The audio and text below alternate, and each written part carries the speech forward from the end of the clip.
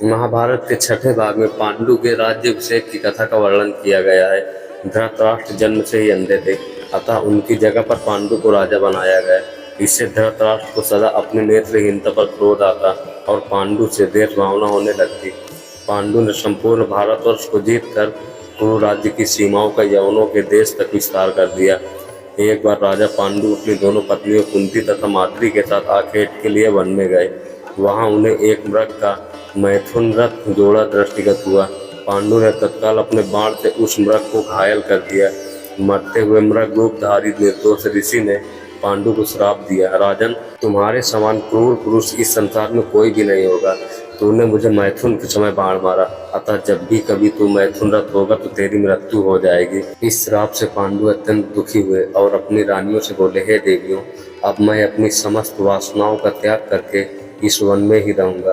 तुम लोग हस्तिनापुर लौट जाओ। उनके वचनों को सुनकर दोनों रानियों ने दुखी होकर कहा, नाथ, हम आपके बिना एक क्षण भी जीवित नहीं रह सकती। आप हमें भी वन में अपने साथ रहने की कृपा कीजिए। पांडु ने उनके अनुरोध को स्वीकार करके उन्हें वन में अपने साथ रहने की अनुमति दे दी।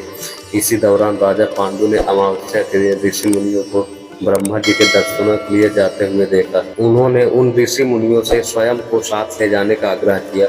उनके इस आग्रह पर ऋषि मुनियों ने कहा, राजन, कोई भी निसंतान पुरुष ब्रह्मलोक जाने का अधिकारी नहीं हो सकता, अतः हम आपको अपने साथ ले जाने में असमर्थ हैं। ऋषि मुनियों की बात सुनकर पांडु अपनी पत्नी से बोले, हे कुंती, मेरा जन्म लेना ही व्यर्थ हो रहा है, क्योंकि संतानहीन व्यक्ति पितृ ऋण, ऋषि ऋण, देव ऋण तथा मनुष्य ऋण से मुक्ति नहीं पा सकता।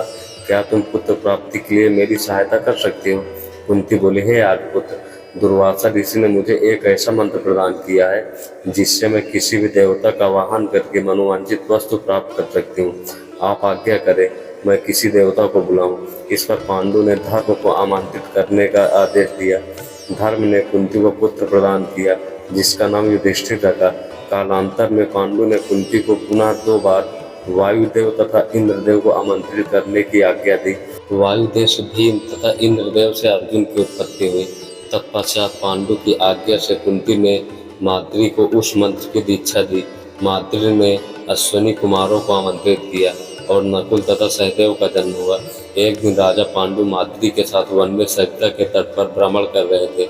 वातावरण अत्यंत रमणीक था और शीतल मंद सुगंधित वायु चल रही थी। सहसा वायु के झोंके से माद्री का वस्त्र उड़ गया। इससे पांडु का मन चंचल हो उठा और वे मैथुन में प्रवृत्त हुए ही थे कि शापवश उनकी मृत्यु हो गई। माद्री उनके साथ सती हो गई, किंतु पुत्रों के पालन पोषण के लिए कुंती हस्तिनापुर लौट गई। वहां रहने वाले ऋषि मुनि पांडवों को राजमहल छोड़कर आ गए। ऋषि मुनि तथा कुंती के कहने पर सभी ने पांडवों को पांडु का पुत्र मान लिया और उनका स्वागत किया। तो दोस्तों, महाभारत की 6वीं भाग की कथा यहीं पर समाप्त होती है। 7वें भाग की कथा को सुनने के लिए हमारे चैनल को सब्सक्राइब करके बेल आइकन को ऑल पे लगा लें, ताकि हम जब भी अगला वीडियो ना आए तो उसका नोटिफिकेशन सबसे पहले आप तक पहुँचे। तो दोस्तों, फिर से मिलते हैं एक नए वीडियो के साथ।